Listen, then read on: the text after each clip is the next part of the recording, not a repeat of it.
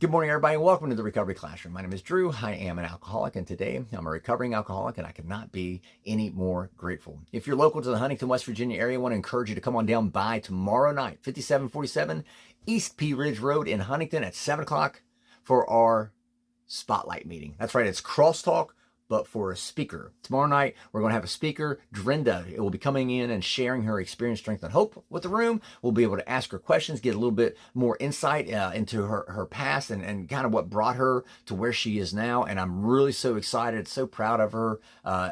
You won't regret it. Come on down tomorrow night at 7 o'clock for the quickest hour in recovery. And speaking of recovery, over the last several weeks, I've been talking on these monologues, and I've been referencing a lot more frequently my early days in sobriety, my the first month, maybe 3 months of my sobriety. I've been able to use that, and today of all days, it's a nice odd number day for me. I thought it'd be good to kind of take you a little bit further, a little bit deeper into that first day of my sobriety, July the 6th, 2021. Up to that point in my life, I didn't think it was I did not even believe it was remotely possible for me to think about making an entire day without taking a drink. I mean, my life consisted of drinking, but I'd made the commitment on late at night. My last drink was July the 5th, 2021, about 11:15 p.m. And I made the promise to my friends and everyone, I'm going to stop. So fast forward just 12 hours later, man, July the 6th, 2021, it's about 11 o'clock in the morning, and I could already feel the tremors, the shakes, the cold sweats. I could feel my heart rate increasing. My body was going, where's my fucking booze, right? And so those of you who know the Dayton story, there's an individual in that story. His name's Chad. He was my son's baseball coach. Chad texted me about 11 o'clock on that July the 6th, about 11 o'clock in the morning. And he sent me this video, and I want to play this video for you, and then I'll come back and I'll talk about it on the other side.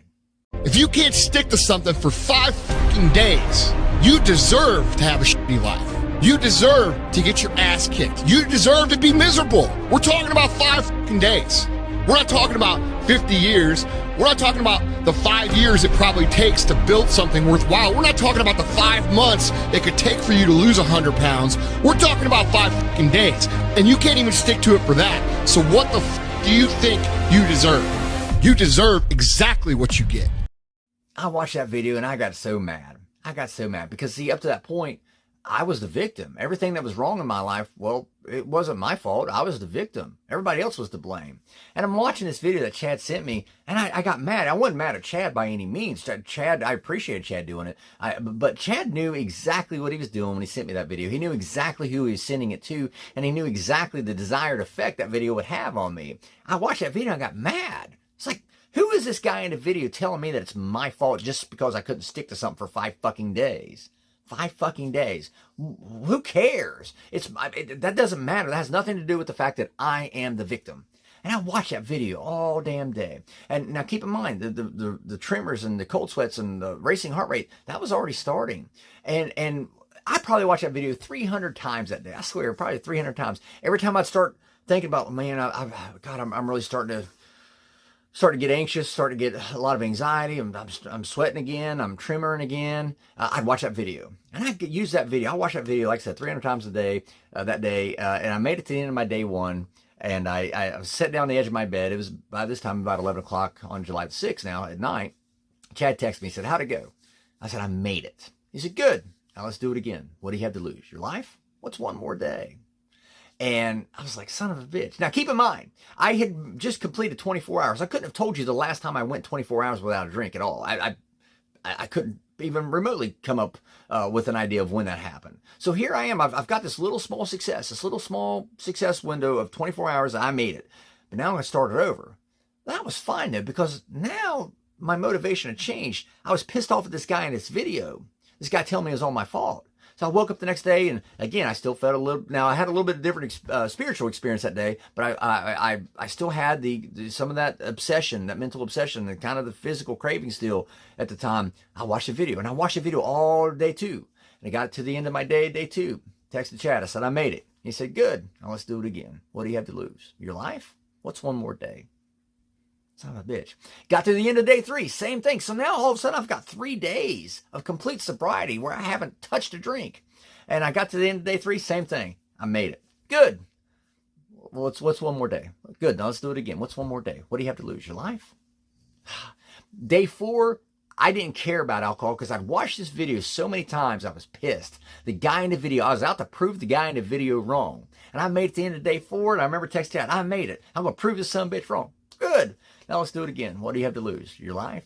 And I got through all the way through day 5. Day 5, man, I was celebrating 5 full days. Forget about the fact I went 5 full days without a drink. I was celebrating the fact that I proved this guy in the video wrong. This guy that I'd never met. This guy that had never met me. I didn't even know his name. Chad didn't even know the guy's name. But I proved him wrong. And I texted Chad. I said, I made it. I texted Chad like probably a dissertation about this. I proved this son of a bitch wrong. He doesn't know me. I'm the victim, blah, blah, blah. I mean, it was like a mile-long text message. And all Chad came back with was, good. Now let's do it again. What do you have to lose? Your life? What's one more day? It's like, wait a minute. You mean I have to start this all over again? Yeah. You've already completed one set of five fucking days.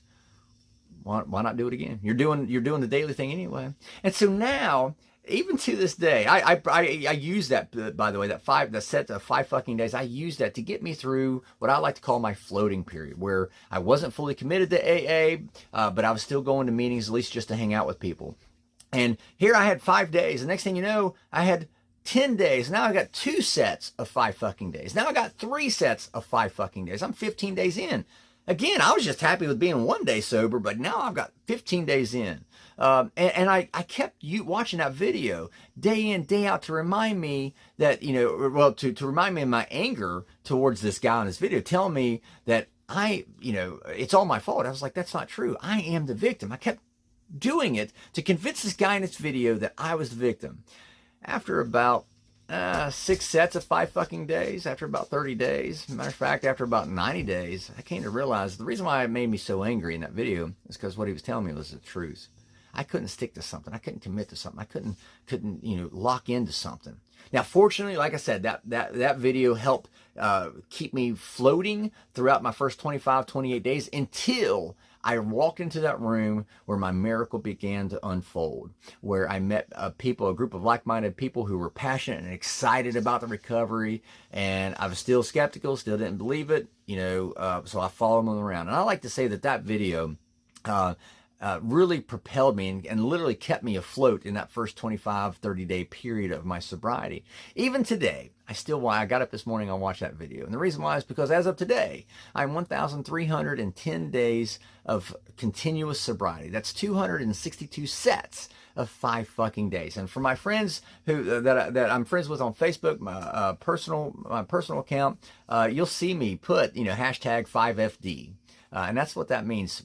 5 fucking days. As of today, 262 sets of 5 fucking days. Here's the good news is, I get to wake up, and just like Chad always tells me, good, now let's do it again. What do you have to lose?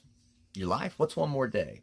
And I'm thankful that video helped propel me and helped keep me afloat in my first 25, 30 days of sobriety, because it bought me just enough time to get locked into rooms, to get locked into a fellowship of like-minded individuals to help propel me and push me and keep me on that straight and narrow through my sobriety. And I couldn't be any more grateful. The guy's name in the video, matter of fact, his name is Andy Frisilla.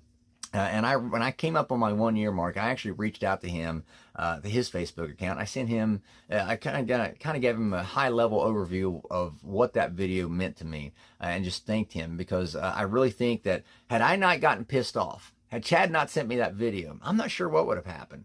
But I do know this, that video, it distracted me from the anxiety and the cold sweats and the physiological withdrawal symptoms of my alcoholism. It distracted me long enough so I could get my attention focused on that fellowship within the rooms of recovery. And for that, I'll never stop being appreciative. It means the world to me. So I want to encourage you, find a group of like-minded people, like I do every day. Find a group of like-minded people that share a common goal, a common interest. Find that fellowship, and ask yourself, where am I at?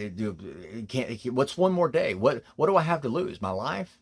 What's one more day? And when you complete that first day, great. Now let's do it again. What do you have to lose? Your life? What's one more day?